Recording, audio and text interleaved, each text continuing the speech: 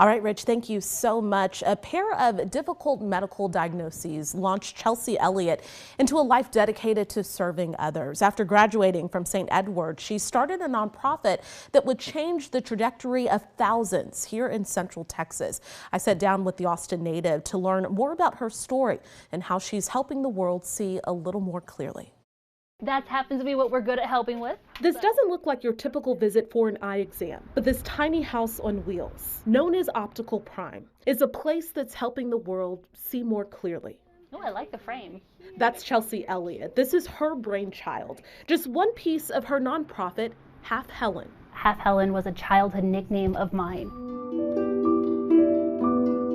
I was 4 years old when I failed a vision test and learned that I was blind in one eye.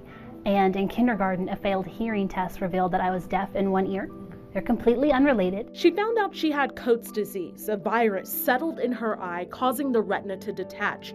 Her family was faced with a difficult decision. The summer of my sophomore year of high school, I had my eye removed. I went to the first 2 weeks with a clear patch on it. I didn't anticipate the emotional devastation that I would feel waking up and not having an eye. I remember feeling this tidal wave of remorse and grief, this what have I done feeling. And in the hospital that night, I asked myself, what does this mean? This has to mean something. And it did. Schools tend to print out any materials that we send them. So fast forward to after she graduated from St. Edward's. She used her college graduation funds to form Half Helen. Put them right here. The mission, bringing preventative vision and hearing screenings, eye exams and glasses to thousands across the community who might face barriers to access. Like local musician Susie Bravo. At the time, I didn't have health insurance. I didn't have insurance for vision, and so I was in desperate need of glasses because everything that I did had something to do with either being on a computer, on my phone, reading lyrics. That also impacted her schoolwork at the time and her job. They helped me first by providing a resource that I so desperately needed with the limited income that I had and no insurance at the time. But on top of that, they educated me. Oh, these are cool. They're so different. I like them. That same education leading to legislative wins for Half Helen, allowing schools to use photo screening technology that measures 6 of the most common vision issues.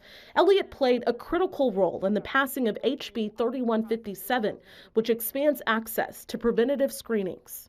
We had some legislators who wondered why this was an issue, or more importantly, legislators who wondered why can't kids tell you? If they can't see, why doesn't a child say something?